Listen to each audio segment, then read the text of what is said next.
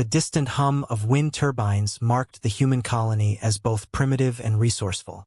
Lysara crouched behind a rocky outcrop, adjusting her scope to focus on the settlement's main thoroughfare. Her breath was steady, her grip on the rifle firm. The scene before her seemed almost too tranquil for a man supposedly responsible for galactic upheaval. Children played in the dusty streets. Workers in overalls repaired what looked like some sort of water purification system.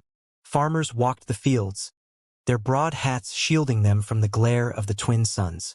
It was a far cry from the chaos she had expected. "Looks like a backwater," she muttered into her calm. Though no one was on the other end, Elias stepped into view. He was taller than she had anticipated, with unruly hair and a tanned complexion that suggested he spent most of his time outdoors. He wasn't surrounded by bodyguards or commanding troops. Instead, he helped a younger man load a crate onto a cart. The two men shared a laugh, the kind that comes from years of friendship. Lysara frowned and recalibrated her scope. This was supposed to be her target, a ruthless manipulator, an architect of rebellion. And yet, here he was, joking with a friend and moving farm equipment. "Hey, you need a hand with that?" Elias called to another man struggling to lift a barrel. He dropped the crate he was carrying and jogged over to help. Lysara hesitated. The data packet she'd received before her mission had been concise. Elias, they said, was a destabilizer of governments, someone who traded chaos for profit. The visual before her told a different story. This was no militant. He looked like a colonist, a farmer, maybe an engineer. He seemed to be a part of this community, not the one undermining it. "Sir, we need to talk," came a voice from Lysara's comm. It was her handler back on the ship. She silenced the comm and focused back on Elias. The younger man he'd been helping said something that made Elias laugh again, and the sound carried faintly on the wind. It wasn't the laugh of a tyrant. It wasn't even the laugh of a strategist hiding a sinister plot. It was just human. The scope shifted as Lysara tried to find a reason to pull the trigger. Just one reason. She'd been taught to see targets as marks, obstacles, contracts. The job wasn't about questions, it was about results. But this time, she couldn't quiet the questions buzzing in her mind. Elias wiped his hands on a rag and leaned against the cart. "We need to figure out how to increase output on that pump. If we don't get it fixed before the rains come, we'll be dealing with flooding all over the West Field." "Yeah, and if the West Field floods, we'll lose half the crop," replied the other man. "I can try to rig something up, but it'll take a few days." Elias nodded. "Do it. I'll get started on clearing the old irrigation channels. The more we can control the water flow, the less strain we put on the pump." They walked off toward the fields together, discussing the best way to distribute labor among the colony workers. As they moved out of sight, Lysara lowered her rifle and leaned back against the rocks. Her jaw tightened. This wasn't how the mission was supposed to go. She closed her eyes and let out a slow breath. Elias's voice, his gestures, his easy rapport with the others, none of it matched the profile she'd been given. Her trigger finger itched, but not from the urge to fire. It was a phantom sensation, a reaction born of indecision. She hated indecision. "Damn it," she whispered, opening her eyes. Through her scope, she scanned the settlement again. Elias and his friend were now surrounded by more colonists. A child ran up to him, holding what looked like a bundle of flowers. Elias knelt down, accepted the gift, and ruffled the kid's hair. Then he said something that made the child smile and run off. Lysara groaned. She had seen lies before. She knew the way some people put on a charming facade to mask darker intentions. But this wasn't that. If Elias was playing a role, he deserved an award. If this man really was the threat she'd been hired to eliminate, he was doing an excellent job of hiding it. Too excellent. Her comm buzzed again. "Lysara, report," came the handler's voice. She ignored it. For the first time in years, she questioned her orders. Chapter 2. An Unexpected Alliance. Elias's voice carried clearly through the small market square as he shouted instructions to a group of workers loading supplies onto a cart. "Careful with that crate. It's got the spare filters. If you drop it, we're looking at another 2 weeks before we can get replacements." He ran a hand through his hair, clearly frustrated by the delays, but his tones stayed patient. Lasara watched from the shadow of an empty storage shed, her back pressed against the wall. The more she observed, the more uneasy she felt about her mission. No guards, no hidden caches of weapons, just a man juggling farm chores, repairs, and the endless demands of a colony that seemed more focused on survival than rebellion. A voice interrupted her thoughts. Planning on watching me all day? Or are you actually going to say hello? Lasara's heart leapt. She hadn't even seen Elias approach. He stood about 10 feet away, his hands on his hips, looking more curious than hostile. He tilted his head slightly. You don't exactly blend in, he added, gesturing toward her sleek black gear. Lasara didn't move. Her instincts told her to retreat, regroup. But retreat wasn't an option. She'd already stayed too long, and she needed answers. Slowly, she stepped out from the shadows, her hand resting lightly on her holstered weapon. What do you want? She asked. Her voice came out sharper than intended. I was about to ask you the same question, Elias replied. You've been following me all morning. It's hard not to notice. He leaned against a wooden beam and crossed his arms. If you're here to cause trouble, I'd appreciate it if you just tell me now. Saves us both the time and effort. I'm not here to cause trouble, she said, carefully keeping her expression neutral. Then why are you here? Lasara hesitated. She had never been in this position before, directly confronting a target without finishing the job. The words felt foreign in her mouth. I was sent here to deal with you. Elias raised an eyebrow. Sent? By who? Someone who thought you were a threat, she said, evading the question. Elias considered this. Well, that's news to me. I'm a lot of things, but I don't think threat is one of them. Maybe you've got the wrong guy. She shook her head. No. I've done my research. You're Elias Calden. You oversee operations here. You've been accused of destabilizing certain interests. He frowned. Destabilizing interests? You mean fixing broken irrigation pumps and keeping our food supply from running out? I'm not sure who told you that made me a threat, but I think you've been misinformed. You're saying you're not involved in anything larger? She asked, still unsure. I'm saying that I'm trying to keep this colony alive, Elias said. Look around. Does this place look like a stronghold of galactic conspirators to you? We're barely keeping our heads above water. Lasara's grip tightened on her weapon. She didn't want to admit it, but his words matched what she'd seen so far. So you're claiming you're innocent? He spread his hands. I'm claiming I'm busy. We've got a crop rotation schedule to finalize, a water filtration system that's on the verge of breaking down, and half the colony is battling a fever that we don't have enough medicine to treat. If you think that's a grand plan for interstellar domination, then you're giving me way more credit than I deserve. A long silence hung between them. Lasara studied his face, his body language. He looked exhausted, maybe even a little annoyed. But there was no trace of deceit. Let's say you're telling the truth, she said slowly. That means someone sent me here under false pretenses.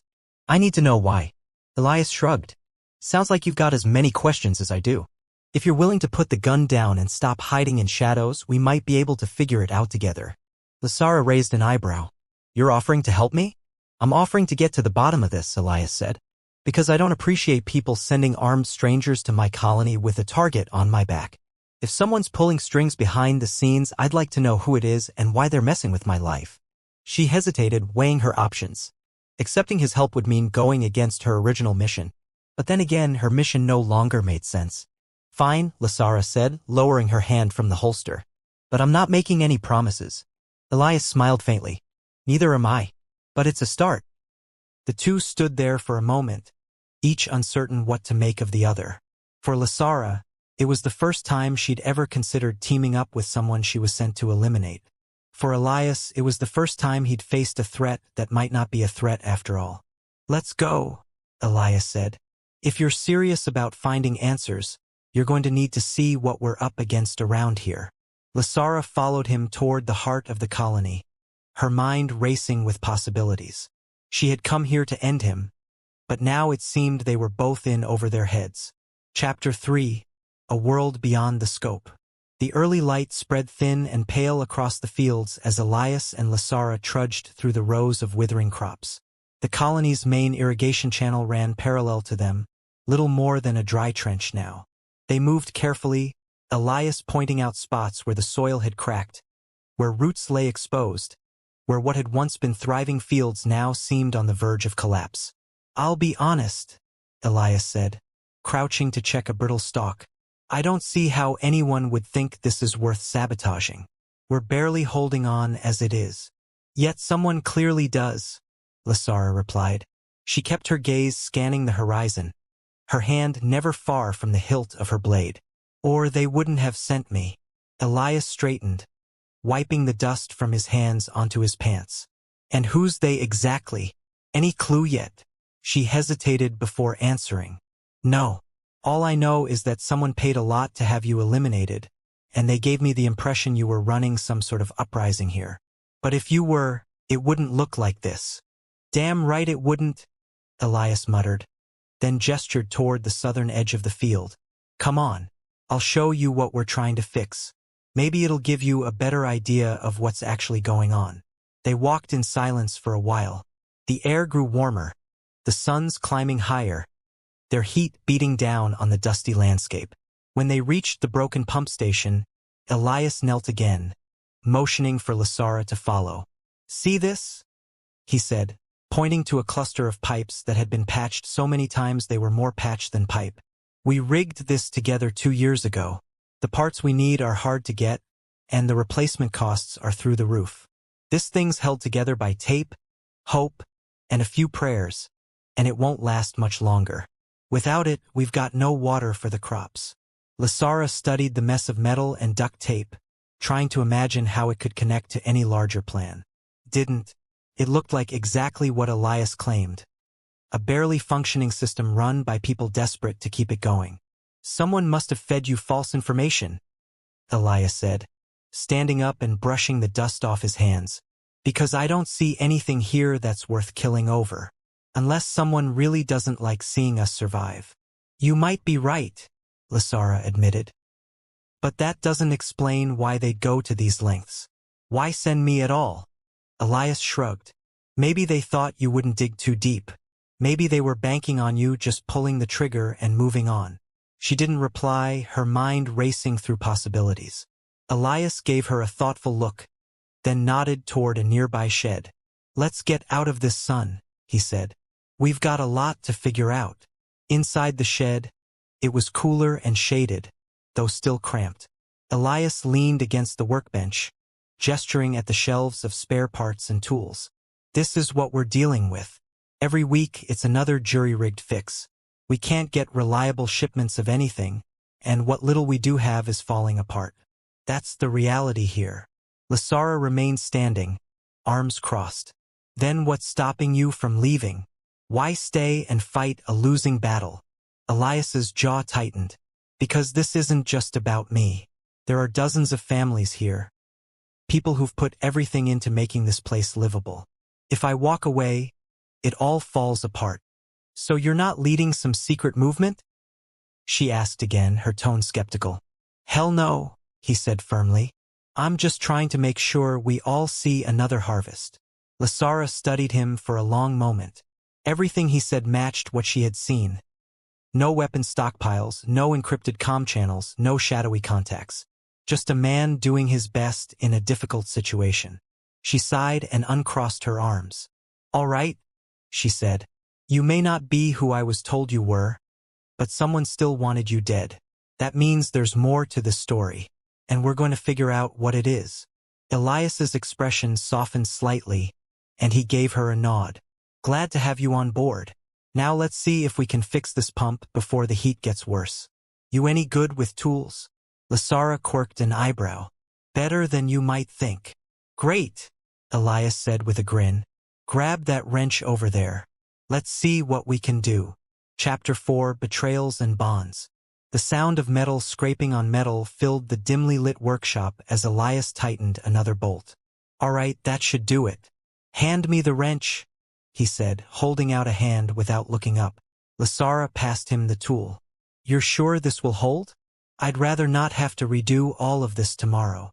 Elias laughed quietly, a brief flash of humor despite their situation.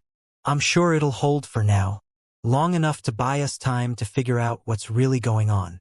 She leaned against the wall, watching as he made a few final adjustments. Though she hated to admit it, his calm focus under pressure impressed her. It wasn't bravado. It was practical determination. She couldn't quite align that with the ruthless figure she'd been sent to eliminate. When he finally stood up and wiped his hands on a rag, he caught her staring. "Something on your mind? I still don't see why anyone would label you a threat," Lasara said, folding her arms.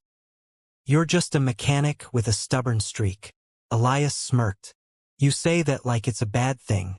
I'd say it's been keeping us alive out here." Lasara didn't smile back. "You don't get it. Whoever sent me here was willing to pay a lot of money to see you gone. Either they're desperate, or there's something you're not telling me." Elias's expression grew serious. "Look, I've been nothing but honest with you. If there's more to this, I don't know what it is. I'm not exactly in the loop when it comes to galactic politics or corporate power plays.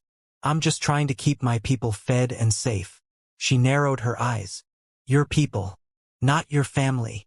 He hesitated, the question clearly hitting a nerve. "I had a family once, before I came here. And now my family's this colony," he said, his voice low. "I'm not going to let them down." The air between them grew heavy. Lasara looked away, fiddling with the hilt of her blade. "I still don't trust you." Elias gave a short nod.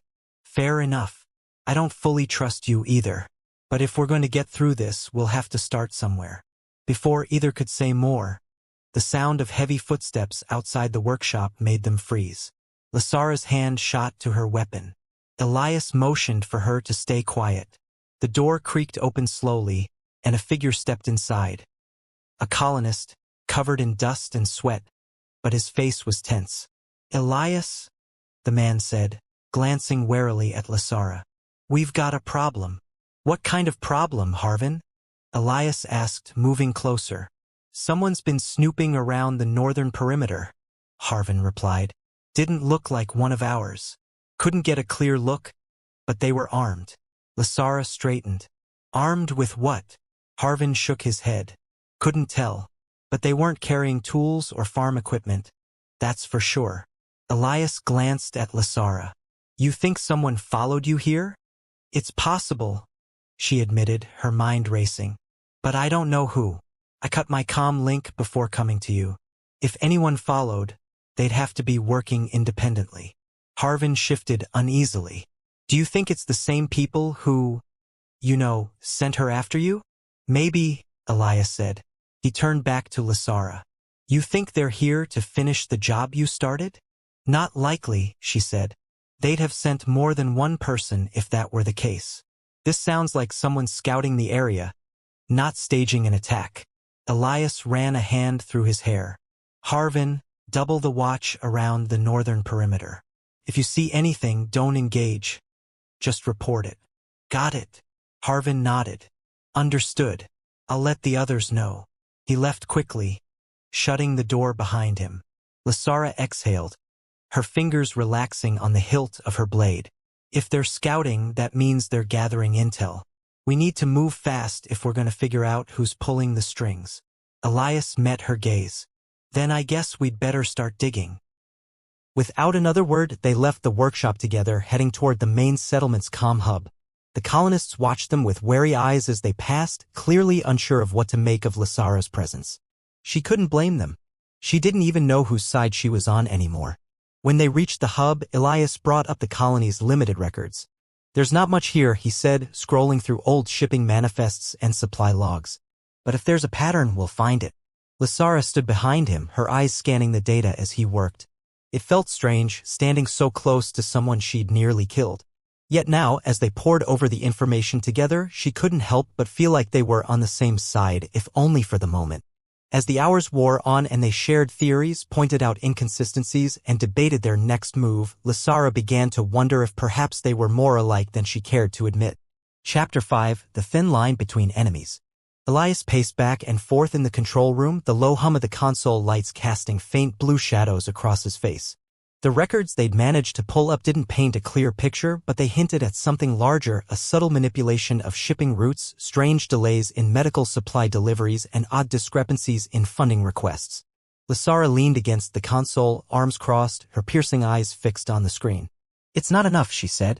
We need more than whispers and anomalies. Elias stopped mid-stride. What do you suggest, then? That I suddenly sprout connections with the corporate elite or someone who knows what's happening behind closed doors? I suggest, she replied calmly, that we get creative. He rolled his eyes, then rubbed his forehead. All right, creative. Let's say we track down the source of the missing funds. That means looking at off-world account. Eyebrow. You're an engineer, aren't you? Not a miracle worker. Maybe you don't have to be. She tapped on the console. The array might be down, but that doesn't mean it's completely dead. You've got parts lying around. Can't you rig something? A temporary fix. Elias hesitated. I might be able to, but it's risky. If I fail, we could fry what little we have left. Then don't fail, she said, a hint of a smirk on her lips. Elias muttered under his breath but finally nodded. Fine, but you're helping. If I'm going to put this thing back together, I'm not doing it alone. Fair enough. Lysara stepped closer. Show me what you need me to do. They spent the next hour scavenging the workshop for components. Elias explained how the satellite array had taken a hit during a dust storm. Most of the internal circuitry was intact, but the external receivers needed realigning. He passed her a set of tools and instructed her on how to strip the old connectors and replace them with spare parts they'd salvaged. You're surprisingly handy with a wrench, Elias remarked as she tightened a bolt on the assembly. Comes with the job, Lysara replied. Sometimes the difference between life and death is knowing how to fix your own gear. I'll admit, I'm impressed, he said. Not many people can jump into something this delicate and get it right on the first try. Don't let it go to your head, she said dryly. But there was a flicker of a smile as she handed him the receiver. Once they had reassembled the main components, they carried the parts out to the exposed satellite mount on the edge of the settlement. The heat of the twin suns made the metal scalding to the touch, but they worked quickly, hoisting the replacement unit into place and securing it. Elias climbed up the scaffolding with surprising agility, while Lysara steadied the base below. Careful up there, she called out as he leaned precariously to connect the final cables. Don't worry, I've done this before, Elias said. He glanced down at her, his grin teasing. A few hundred times, actually. Maybe that's why your equipment keeps breaking, she shot back. He laughed, shaking his head. Fair point. After a few tense minutes of adjustment and calibration, Elias climbed down, sweat dripping from his brow.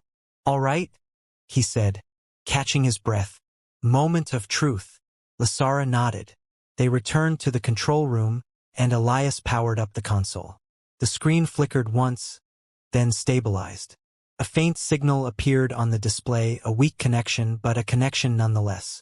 Looks like we've got something, Elias said. Lysara leaned over his shoulder, studying the feed. Can you trace the origin of those missing funds now? Give me a second. His hands moved over the keyboard, his concentration absolute. The signal strengthened as he worked, and after a moment, a string of coordinates appeared on the screen. Elias frowned. These don't make sense. This isn't just an off-world account. It's rerouting through multiple systems. Someone's going out of their way to cover their tracks. Whoever they are, they're careful, Lysara said. But if they're hiding it this well, it means we're on the right track. Elias sat back, staring at the screen. We'll need more than this. I'm not sure how much more we can squeeze out of this setup. Let's take it one step at a time, Lysara said. This is a start. And it's more than we had an hour ago. Elias nodded slowly. You're right. It's a start. For a brief moment, their eyes met, the tension of the past few hours giving way to an unspoken understanding. They were working together, not as assassin and target, but as two people trying to unravel the same mystery. Chapter 6. Revelations in the Void. The derelict station drifted in the blackness like a forgotten ghost. Its skeletal structure groaned faintly under the tug of nearby gravity fields, and a pale light filtered through cracked viewports. Elias stared at it through the shuttle's canopy, his brow furrowed. That's it, he said quietly. Not much to look at, is it? Lysara, seated next to him, adjusted the controls and brought the shuttle closer. "These old models rarely are," she replied. "But looks aren't what we're here for." The shuttle's thrusters fired briefly, nudging them into position. As they docked, the hiss of the pressurization seal filled the cabin. Lasara tightened her gear straps, glancing over at Elias. "You still sure about this? We're stepping into the unknown here." Elias double-checked the charge on his weapon and met her gaze. "We've come this far. If this station has the data we need, then it's worth the risk." They stepped through the airlock and into a dim, cluttered corridor. The station's interior was cold and still, save for the faint hum of emergency power. Broken panels littered the floor, and rust streaked the walls. The air was stale but breathable. Elias turned on a wrist-mounted light, sweeping it over the surroundings. "Charming place," he muttered. "Let's hope it's got a charming data core," Lasara said, moving ahead of him. "Stay close. We don't know who else might be lurking." "Who else would be out here?"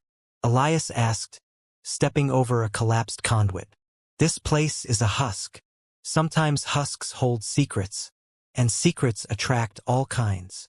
They moved deeper into the station, following a faded map displayed on Lasara's datapad.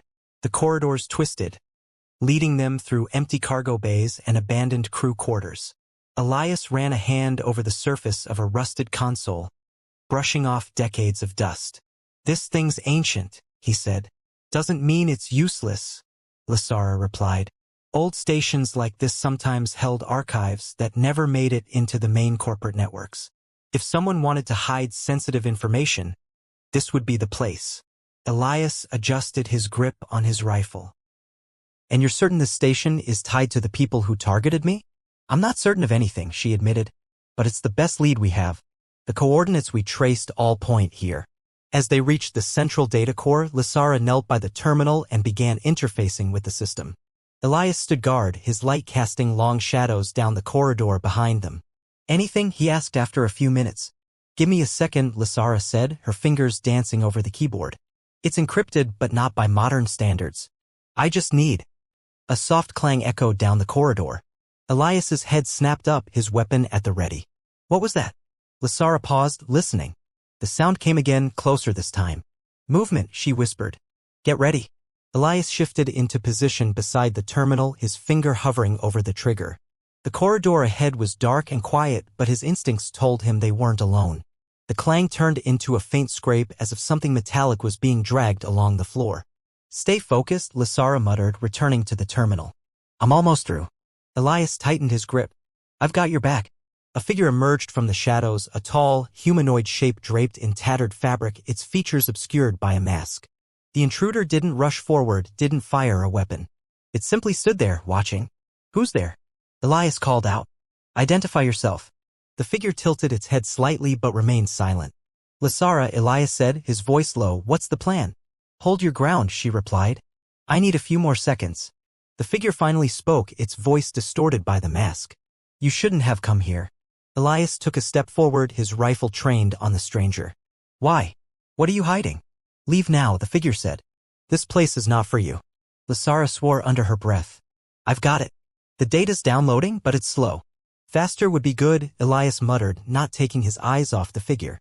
"We don't want to fight." "I'm trying," she shot back. The figure reached for its hip and Elias's grip tightened. "Don't do it." "I don't want to shoot you, but I will." Lasara's terminal beeped. "Data's in. Let's move." "Cover me," Elias said. He stepped back slowly as Lasara secured the drive. The figure didn't follow, but its presence loomed like a shadow over their retreat. As they retreated toward the shuttle, the intruder's voice followed them. "You don't know what you've taken. Leave now, before it's too late." Elias glanced at Lasara, his jaw tight. "Too late for what?" Lasara didn't answer. She shoved him toward the airlock. "Let's go." Inside the shuttle, the airlock sealed and Elias powered the engines. As they pulled away from the station, Lasara plugged the drive into the ship's console, her eyes scanning the data on the screen. "Well?" Elias asked, still tense from the encounter. "Whatever's on here," Lasara said slowly, "it's big. And it's connected to the people who set us up. We need to get this decoded." Elias exhaled and leaned back in his seat. "Good. Because I'm done with surprises." Don't get comfortable, Lasara said. This is just the beginning. Chapter 7: Hearts and Loyalties Tested. The transport vessel rocked gently as it drifted through the asteroid belt, its reinforced hull groaning with each passing shift in pressure. Inside the cramped main hold, Elias and Lasara were hunched over the holographic display. The image of the data they'd recovered from the derelict station spun slowly in the air between them. A tangle of interconnected transactions, encrypted communications, and hidden supply routes. Elias rubbed the back of his neck. All right, so we know they're rerouting shipments through these points, but I'm still not seeing the why. Lasara tapped a section of the data, bringing it into sharper focus. It's not just rerouting. They're bleeding resources from established colonies, redirecting them to sites that don't officially exist. This isn't a coincidence, Elias. It's a pattern. He leaned closer, studying the lines of data. You're telling me someone's been siphoning off food, medicine, and tech, essentially starving legitimate settlements, to stockpile for, what, some kind of secret operation? She nodded. Exactly. And it's all connected to the same few corporations and private interests. Whoever put a price on your head is trying to cover their tracks. Great, Elias said, sitting back and crossing his arms.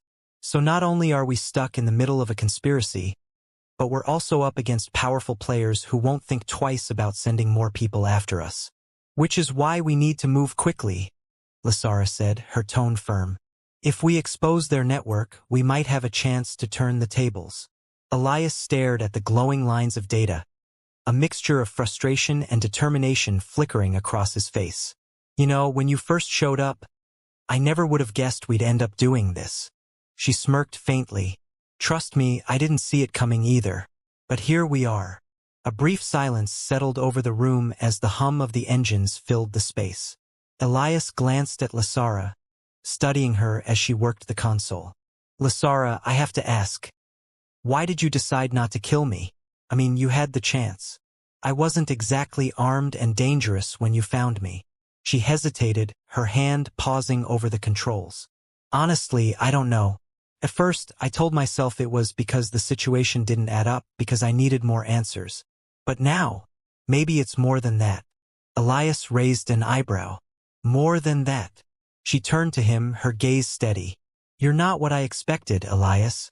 Everything I was told about you turned out to be wrong. And now that I've seen what you're fighting for, what you're trying to protect, I guess I don't see you as my enemy anymore. He leaned forward, resting his elbows on his knees. So what do you see me as?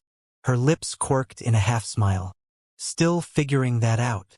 Before either of them could say more, the proximity alarm blared. They both shot to their feet, Elias rushing to the cockpit controls and Lasara grabbing a weapon from the storage locker. What's happening? Elias called out as the display flashed red. Small ship coming up fast, Lasara replied, checking the weapon's charge. Looks like they're armed. Elias groaned. Because of course they are. You think it's them? She nodded. Wouldn't be a surprise. They don't like loose ends. Great, Elias muttered, gripping the controls. Hold on. He sent the vessel into a sharp bank, the stars outside spinning as he tried to keep ahead of the approaching craft. Lasara braced herself against the wall, aiming her weapon at the hatch just in case they got boarded. They're not firing, Elias said, his tone edged with confusion. Maybe they're waiting until we're out of the asteroid field, Lasara said. Or maybe they want something we've got. Elias gritted his teeth. We don't have time for maybes. The smaller ship moved closer, its sleek design and visible weaponry a clear threat. But just as it seemed they were about to be overtaken, the pursuing vessel abruptly veered off, disappearing behind a cluster of asteroids. What the hell? Elias said, staring at the scanners. They just left. Lasara frowned, lowering her weapon. That's not normal. Maybe they were testing us. Testing us? For what? For whoever's behind this, she said. They might be watching us, seeing how far we'll go, how much we'll figure out. They could be waiting to see if we make a mistake. Elias let out a long breath, his hands still gripping the controls. This would be a lot easier if we knew exactly who we were up against. She moved to stand beside him, looking out the cockpit viewport. Then we'd better figure it out before they make their next move. Elias glanced at her, his expression serious. You think we can? Lasara met his gaze. I think we have to try. Together. Chapter 8. A Future Together. Elias tightened his grip on the console as the ship rocked violently. Alarms blared, warning lights flashed, and the data they had fought so hard to retrieve was slipping through their fingers. Lasara, he shouted. We're running out of time. Can you stabilize it? I'm trying. Lasara barked back. She was crouched by the primary power conduit, her hands flying over the exposed circuitry. Sparks flew and she ducked just in time. We need to reroute the power through the secondary array. If this thing overloads, we'll lose everything. Elias leaned closer to the navigation panel, scanning for any safe coordinates to escape the approaching enemy ships. We've got to get out of here now, Lasara. We can't win a straight fight against them. Just another second, she said through gritted teeth. Her hand closed around a bypass module, jamming it into place. All right, try it now. Elias hit the controls. The ship lurched forward, the engines roaring to life. We've got thrust. It's holding. He steered the vessel toward the nearest uncharted region, hoping to lose their pursuers. You did it. Lasara stood, brushing her hair back with an exhale. Let's not celebrate yet. Those fighters will be back once they realize we're not dead. She moved to the co-pilot seat, scanning the ship systems. The drive is still at risk. We can't push it too hard or we'll burn it out completely. I don't think we have much of a choice, Elias replied, glancing at the sensors. They're closing in again. Then we've got to use the debris field, Lasara said, pointing at a dense collection of space junk displayed on the screen. It's tight, but it might throw them off long enough for us to jump out of here. Isn't that a little too tight? Elias frowned. Do you have a better idea? Elias sighed. Fine. Hang on. He pulled the ship into a sharp turn, angling toward the debris field. The hull groaned under the strain, but the ship threaded through the maze of wreckage, skimming dangerously close to jagged shards of metal and shattered hulls. Lasara kept her eyes on the sensors. They're falling back, the field's messing with their targeting systems.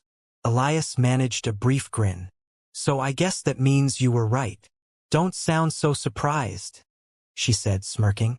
The momentary relief didn't last long. A sudden energy surge rocked the ship, sending Elias and Lasara both stumbling. What was that? Elias asked, trying to steady the controls. Lasara checked the systems. Looks like the data core is destabilizing. The information we took is heavily encrypted, and the ship's processors can't handle it. We need to transfer it to a more secure system before it takes everything down.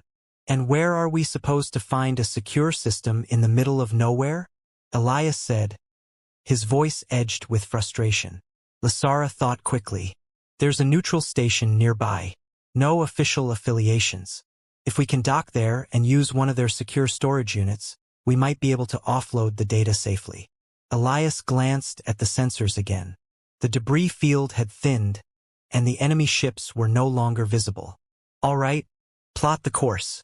The neutral station was a rough, patched-together facility with an air of lawless pragmatism. As they docked, the docking manager greeted them with a bored expression. How long are you planning to stay? Not long, Elias replied, handing over a small credit chit. Just need to use one of your private data terminals. The manager shrugged and waved them through. Inside, Lasara quickly found a secure terminal and began transferring the data. The process was agonizingly slow. Elias leaned against the wall, his arms crossed. So what happens once we have the data stored here? Do we just walk away? Not exactly, Lasara said without looking up. Once it's secure, I can send a copy to a few contacts I trust. People who can help unravel this conspiracy and get the truth out. Just like that, huh? Elias said, his tone skeptical. It's not that simple, no, she admitted. But it's a step. And at this point, that's all we can take. Elias nodded slowly. Fair enough. He watched her for a moment, then asked, "What about you? What happens after this?" She paused in her work, glancing at him. "After this, I figure out who I am now. I walked away from my employers, my old life. This mission has changed everything for me." Elias nodded again, a faint smile playing at his lips. "For what it's worth, I think you've done a lot more good here than you realize." Lasara blinked, caught off guard. She wasn't used to compliments, let alone genuine ones. "Thanks," she said quietly, the transfer completed with a soft chime. Lasara ejected the data drive and pocketed it. "That's it. We're ready." Elias pushed off the wall. "So, where to now?" She smiled faintly. "Wherever we can do the most good. Together."